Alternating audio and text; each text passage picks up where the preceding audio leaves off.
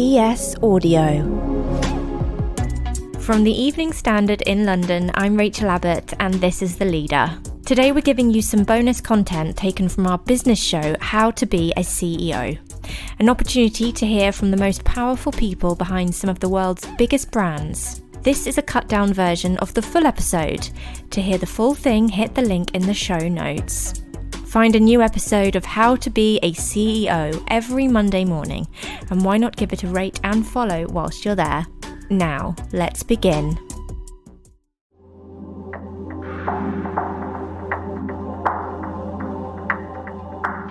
When you loudly launch a company saying it's going to be the best at what it does, you'd better learn how to sell it. They're like, this guy's hustling a lot, because I will be on the street asking people to come in and I will tell them what they should wear and how they should buy. I really should be a sales associate. I'd be an expensive one, but I would do well. Hustling is everything, man. Ask them downstairs or wherever we are in the store. I think hustling is key. This is an invitation to meet Erik Torstensson, the co-founder of Frame, a fashion firm set up in 2012 to create the perfect pair of skinny jeans. Last year, it had 16 stores in places like New York, Aspen, Boston, and now it's just opened in London. I was just here today and made about 20 changes. So I do think stores are, it's like a website. It's an organic being. It's like you start off like now where this store is a child.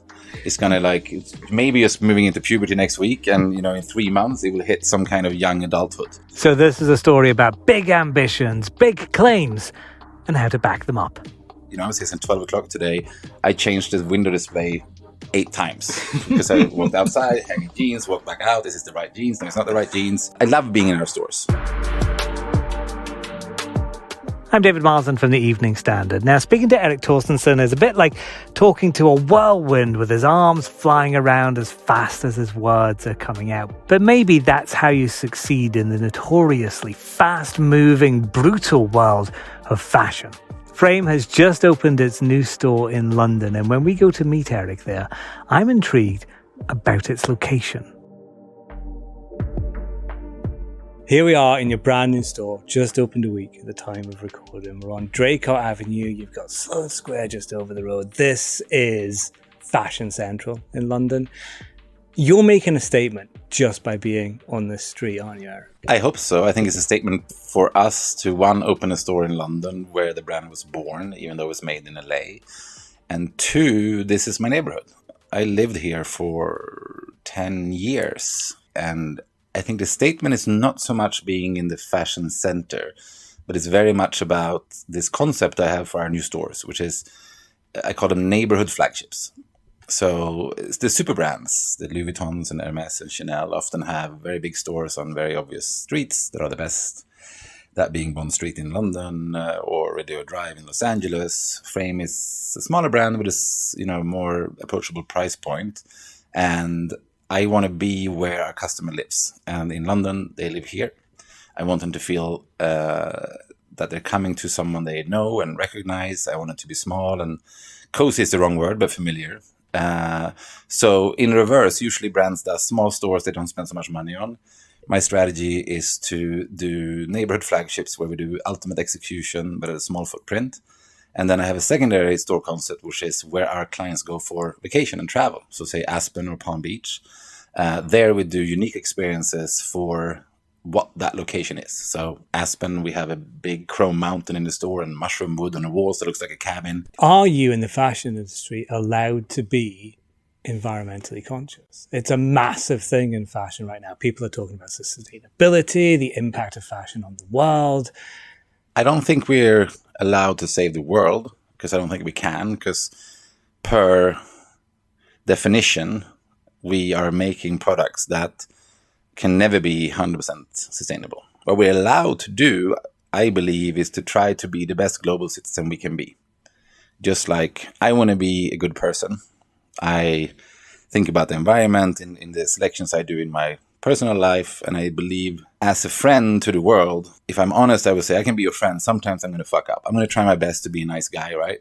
And I think I'm a nice guy, and I think I'm a nice boss or whatever it might be, but sometimes I will do wrong. And I think that's honest and real. And Frame, when it comes to sustainability, I think should have the same position. I think we do. We have to lead by example in what we do. We have done so much more than we ever talk about. We are making efforts now, and sometimes we communicate them, and that is actually not to market them as they are great commercial opportunities for us. It is more for educating our consumer, but also the rest of the industry, that it can be done and can be tried to be done.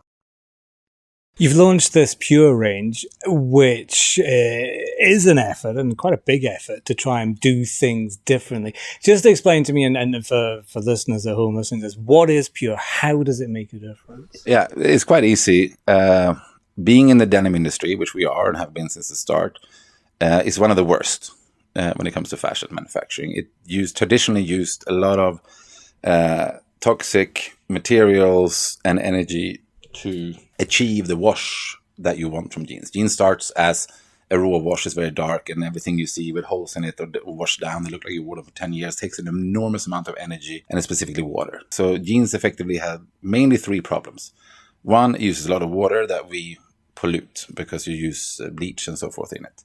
Two, it has hardware on them that is hard to therefore recycle the whole item. And three, for stretch jeans, it's not just cotton. It's hard to recycle the materials that is used for stretch. So we've done two big projects, actually. One before we launched Pure, that was called Biodegradable, which we developed the fabric where you can actually put them in the ground. We have hardware, therefore, that is screwed on that you can screw off, and you cut out the zipper, and that's good. The second project then is Pure, that we just launched. And effectively there we dealt with the use of water. So it ends up being 1.2 liters of water instead of 80 liters of water for one pair of jeans.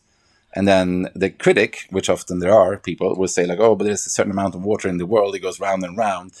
But the difference here is that it's much less, 98% less water that becomes polluted. And however much you clean that, it never becomes as good as it was from the beginning. The other thing one should say that all brands have, because I think being honest about sustainability is the most important thing. Our destiny is often with the manufacturers and fabric makers, so forth. We don't have our own factories. So as they have started to become much better, it's our job to pick the right people to work with. That is not always the cheapest, not always the closest, and so forth. But it's difficult because sometimes you find someone far away, and then you have to ship the fabric and the jean, for example, for them to make it. So it's. I think, I guess my message is like, it's not easy. We need to try. We need to try our best. But the math of it is complicated and not always what meets the eye. This is 10 years now since you guys set this up. Have you achieved everything you wanted to do by this point? No. Quite the opposite. I don't think we've. I think the team has achieved amazing things. I don't think I have achieved anything near what I can see that we can do now. I have never been more excited about Frame and our journey than I am right now, actually. Maybe it has a little bit to do with like the first 6 or 7 years, myself and Jens, who started this company, we had other jobs. This is our side business. We lived in London, and this was run out of LA. And I think we've done many other things on the side in a way. Now Jens is focusing on some of our other brands that we're involved in, and I'm solely focusing on Frame since 2 years. So I'm like, it's like I was training once a week for the previous years, and now I'm like in camp, full swing. So I'm just getting started. The real disruptors are not in fashion. What is the future for Frame? You're back here in London now. Are we going to be seeing more Frame stores popping up? Maybe in other places? Yeah, retail is a big part of our future strategy. Our other stores are doing really well. So we're sitting in the first one in the UK right now, in London, of course, in Brompton Cross or Drakewood Avenue. I have just signed the lease for a second one in London. There will also be a neighborhood flagship like this one in an area where I think our customers live and we can service them. Thinking just back to the very first question we spoke about there, you said that you used to live around here. You wanted to create a store for the people that live around here. Did you create the store for you? For my girlfriend, at least. This has been an invitation to meet Erik Torstensson of Frame, but as always, it's been a pleasure to meet you. Let's do it again. We're back on Monday morning, but if you hit follow or subscribe, we'll leave the door open for you to just drop in whenever you like.